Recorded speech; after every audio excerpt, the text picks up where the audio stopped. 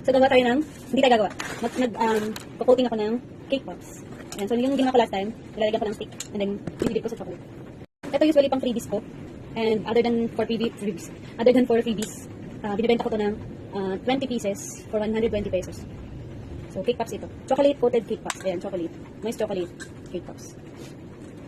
So, hindi ako nagpupuro na chocolate, na moist chocolate cake kasi masyadong malambot. Kaya nag-add ako ng konting vanilla chiffon. Kapag ano kasi mabigat. Pag purong moist chocolate cake, mabigat. Ngayon, kapag inangat mo yung stick, nalalaglag. Ay may ginang sigurado, kaya nilalagyan ko naman. Pag vanilla chiffon naman, pag chiffon base, kapag chiffon base, ang cake pops, dinadagdagan naman siya ng sugar syrup para naman maging dense. Diba? Baliktad sila. Yung moist chocolate kasi sobrang bigat. Nalalaglag sa stick. As in, pag tinusok mong ganun, yan, hindi mo siya matutusok ng ganito. Lalaglag talaga siya. Kaya, nagdaragdag ako ng vanilla chiffon. Pero konti lang naman, para lang siya, mag-dry ng konti. Kasi moist cake na eh. So, purong,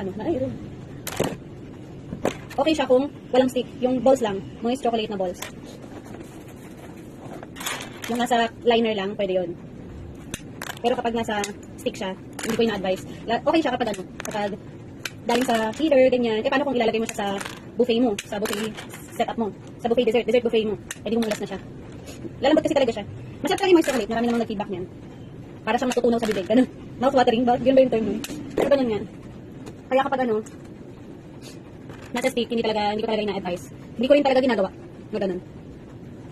Na puro. Delicate ba? Delikado. Hindi delicate rin. Delicate. Charis lang. So, ayan. Ito yung mga nakukuha ng freebies ng mga customers kong nag-book and pay 14 days before event. Minsan naman, kapag may mga pasobra, nagbibigay din ako dun sa mga nag-rush fee. Opo. Kasi ayokong masayang din naman yung rush fee. Actually, rush fee na yun para sa akin na talaga yun. Kasi, syempre, i-rush yung order mo. Di ba? Special yun, kumbaga. Gagawin ko with the rush fee. Pero syempre, hindi naman tayo ganun kagakaman sa pera. Kaya, yung rush fee na yun, binibigyan ko pa rin ng freebies. Kung hindi freebies, ina-upgrade ko ng kaunti yung cake. For example, may order sa akin, rush na, galing na sa akin eh. Sabi niya, hindi niya daw ako i-recommend. Sa isip ko, walang problema sa akin. Kasi business eh. Tsaka, hindi ko sinasabi sa lahat. Hindi ko to sinasabi kahit kanino. Ang rush fee ko, nako-compensate din sa cake mo, sa cake order mo. Magdadagdag ako ng decoration, magdadagdag ako ng cake. Yun, yung last time. February 6 siya nag-order, February 8 yung And I record to February 7. Siyempre, dami ko kasing ginagawa, diba? Ngayon, nag-chat ako, may rush fee na po ito, 120 pesos. Galit siya sa akin. Yung mga ganun, understandable naman kasi hindi namin advice kaagad. But may admin ako kasi syempre under training pa. Hindi pa niya kabisado lahat-lahat. Minsan sa sobrang dami talaga na sinasagot. Nakaka-overwhelm. Pati ako na-overwhelm eh. Sobrang daming sinasagot, sobrang daming i-record. Hindi maiwasan yun. Lalo kapag ngayon, dalawa lang kami talaga. Ako, lang ako kasama order inquiries. Siya order inquiries. Dalawa din. Nag-aagal din siya minsan. Nag-ugas din siya. Nilinis din siya ng store. Kaya nakaka-overwhelm yung work dito. Dahil sa bata, ganun.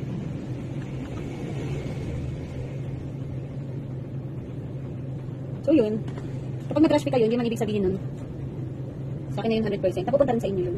Napupunta rin sa customer, perks nyo rin yun. Hindi ko naman sinabi mag-rush kayo lagi, okay. Kasi kapag di talaga kaya, hindi talaga ako nag-a-accept. Ina-accept ko yung malalaki, sige, malalaki. Kaysa sa maliliit, pagod na ako, ang liit pa ng kita. Yung mga malalaki, yan, hindi ko talaga hinihindihan. 2 tier, 3 tier, 4 tier, o sige, kahit rush. Okay lang sa akin.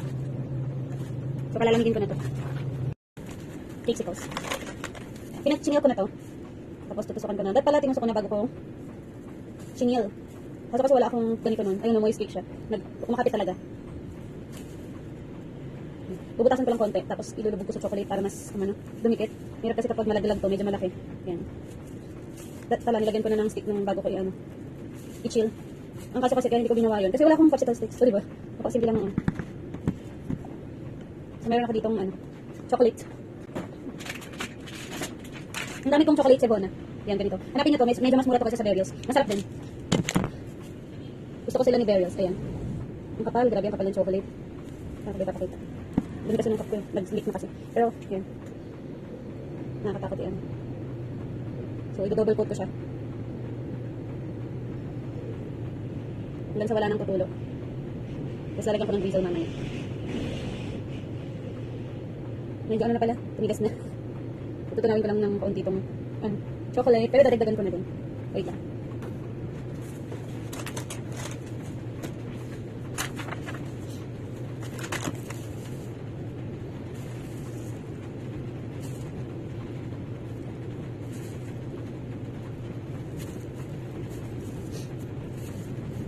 Yun na. Hirap nilagyan ng ano ah. Hala, napadami yung chocolate ko. Hala, hindi ko mailagay. Hindi ko may ano. Andali. Napuno.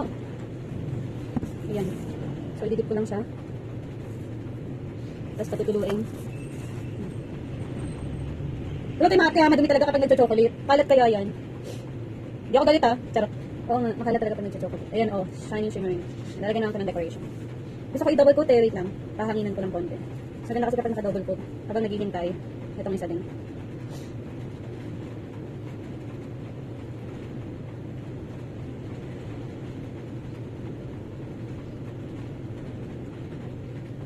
Ayan na, medyo tuyo na to. Ayan, makikita nyo matte na siya, hindi niya shiny. So, iko-coat ko ulit ng isa pa.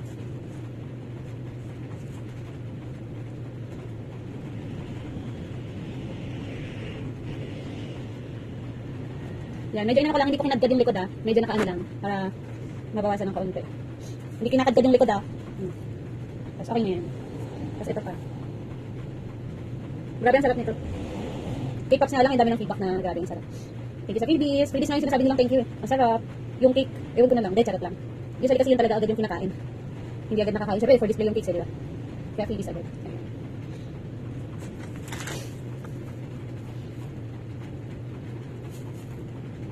Sali bumili pa ako ng lalagyan nito. On the way pa siya. Ayan, nilalagyan ko ng chocolate yung ano. Kasi, para mas madikit. Para pag kinagat, kinain, hindi siya lalaglag.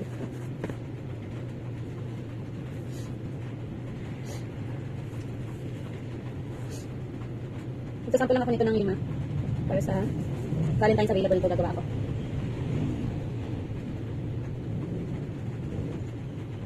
Yung final look nito, upload ko na lang.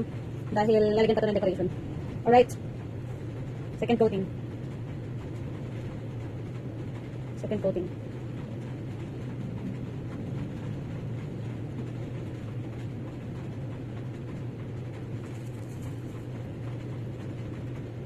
Dahil hindi siya gano'n nakakadkad ha, may ano yan, chocolate yan.